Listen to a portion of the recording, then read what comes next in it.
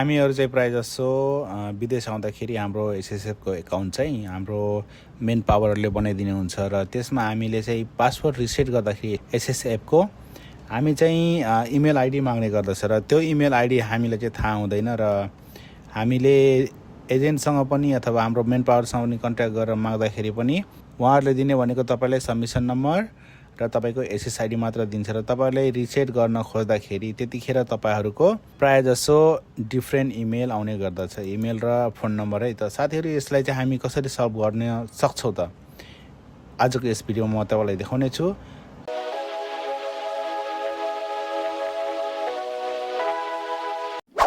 र सबभन्दा सुरुमा तपाईँहरू जान सक्नुहुन्छ एसएसएफ भनेर है। सबभन्दा सुरुमा तपाईँलाई चाहिँ कसरी यहाँ पासपोर्ट चेन्ज गर्न सकिन्छ भनेर म तपाईँलाई देखाउने छु र त्यसपछि कसरी तपाईँहरूले आफैले गभर्मेन्टसँग कन्ट्याक्ट गरेर इमेल चेन्ज कसरी गर्न सक्नुहुन्छ त्यसबारे पनि तपाईँलाई म अहिले भिडियोमा देखाउने छु।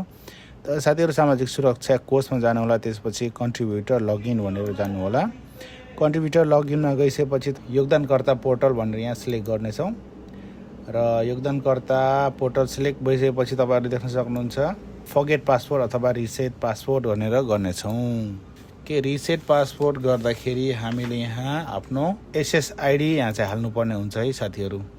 जस्तै मेरो एसएसआइडी र तपाईँहरू देख्न सक्नुहुन्छ यहाँ रिसेट पासवर्ड गर्दाखेरि यो चाहिँ मैले भर्खरै बनाएको मेरो इमेल एड्रेस हो। पहिला यहाँ चाहिँ अन्य व्यक्तिको इमेल एड्रेस फोन नम्बर आउने गर्दथ्यो किनकि यो चाहिँ मेरो एसएसआइडी एकाउन्ट चाहिँ हाम्रो मेन पावरले बनाइदिनु भएको थियो र त्यसमा चाहिँ हाम्रो थर्ड पार्टी मान्छेले अब यहाँ एकाउन्ट क्रिएट गर्दाखेरि उहाँकै इमेल र एड्रेस राखेको हुनाले हामी त्यसमा चाहिँ केही पनि गर्न सक्दैनौँ, हामी ओटिपी प्राप्त गर्न सक्दैनौँ। त्यस कारणले आजको यस भिडियोमा कसरी यो हाम्रो इमेल आइडी चेन्ज गर्ने भनेर तपाईँले म देखाउने छु। के त साथीहरू म यहाँ रिसेट गरेर देखाउनु छु कसरी रिसेट गर्ने भनेर म तपाईँलाई देखाइरहेको छु।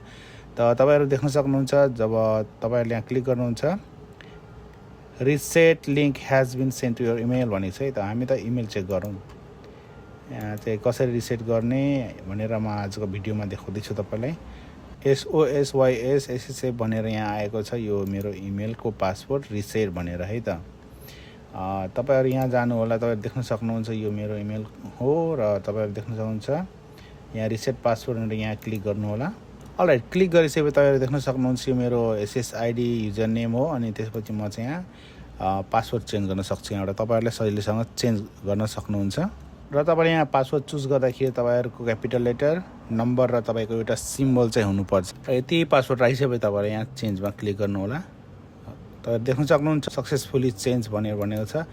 त साथीहरू यसरी तपाईँले सजिलैसँग आफ्नो पासवर्ड चाहिँ चेन्ज गर्न सक्नुहुन्छ र म तपाईँहरूलाई यहाँ लगइन गरेर देखाउँदैछु। अब साथीहरू मैले यहाँ पासवर्ड चेन्ज गरिसकेको छु र तपाईँहरू देख्न सक्नुहुन्छ यो चाहिँ मेरो अहिले पोर्टल गएर खुलेको छ। त साथीहरू मेरो यसमा अब के छ त भन्दाखेरि अब ड्यासबोर्डमा गएर म चेक गर्छु है। र तपाईँहरू देख्न सक्नुहुन्छ यो चाहिँ हाम्रो मेन पावर जियोहरूले चाहिँ बनाइदिएको एकाउन्ट हो र म त्यसमा लगइन गर्न अहिले सक्सेसफुल भएको छु। त साथीहरू यसरी तपाईँहरूले सजिलैसँग आफ्नो रिसेट पासवर्ड गर्न सक्नुहुन्छ र तपाईँहरू देख्न सक्नुहुन्छ मेरो लास्ट पेमेन्ट डेट भनेर यहाँ देखाउँछ। कसरी चेन्ज गर्ने भनेर म सोध्दै हुनुहुन्छ भने म तपाईँलाई अब देखाउने छु। SSF नेपाल भनेर सर्च गर्नु होला। सर्च गरिसकेपछि तपाईँहरू देख्न सक्नुहुन्छ ssf.gov.नेपाल भनेर यहाँ चाहिँ तपाईँले क्लिक गर्नु होला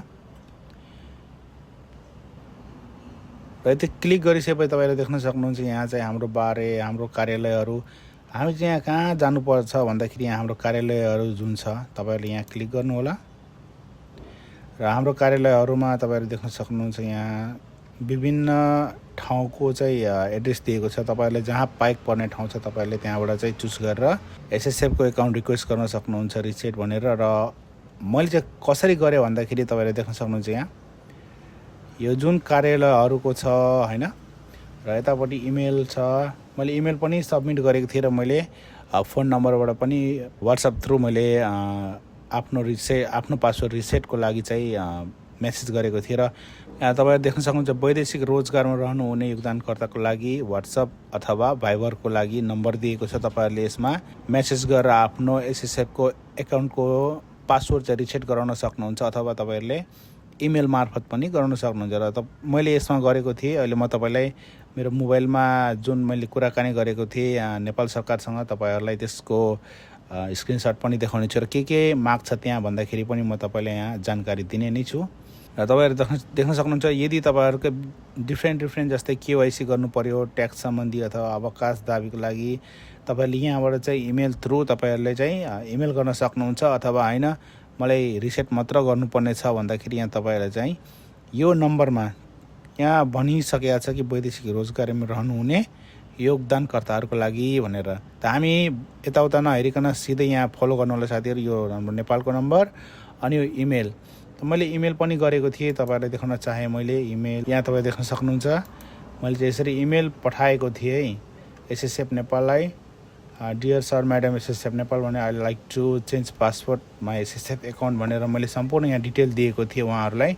र उहाँहरूले चाहिँ मेरो एकाउन्टको पासवर्ड चाहिँ रिसेट गरिदिनु भयो, मेरो इमेल आइडी पनि रिसेट गरिदिनु भयो। मेरो आफ्नो जुन मेरो इमेल आइडी र फोन नम्बर छ मैले त्यहाँबाट चेन्ज गराएँ नेपाल सरकारबाट। त साथीहरू एकदमै त्यस्तो अप्ठ्यारो छैन, तपाईँहरूले मेसेज गर्नु हो भने नेपाल सरकारले पनि तपाईँहरूलाई चाहिँ रिप्लाई गर्नेछ र तपाईँहरूले सजिलैसँग यसरी तपाईँ आफ्नो एसएसएफ एकाउन्टको चाहिँ पासवर्ड रिसेट गर्न सक्नुहुन्छ। त साथीहरू भिडियो कस्तो लाग्यो, मेरो भिडियो जानकारीमूलक लाग्छ भने तपाईँहरूले मेरो च्यानललाई सब्सक्राइब गर्न सक्नुहुन्छ र यदि कुनै इन्क्वायरी छ भने तपाईँहरूले कमेन्ट बक्समा कमेन्ट गर्न सक्नुहुन्छ। म तपाईँहरूको जिज्ञासालाई सल्भ गर्ने कोसिस गर्छु र यस्तै भिडियो हेर्नको लागि स्टे ट्युन। Thank you. जय नेपाल।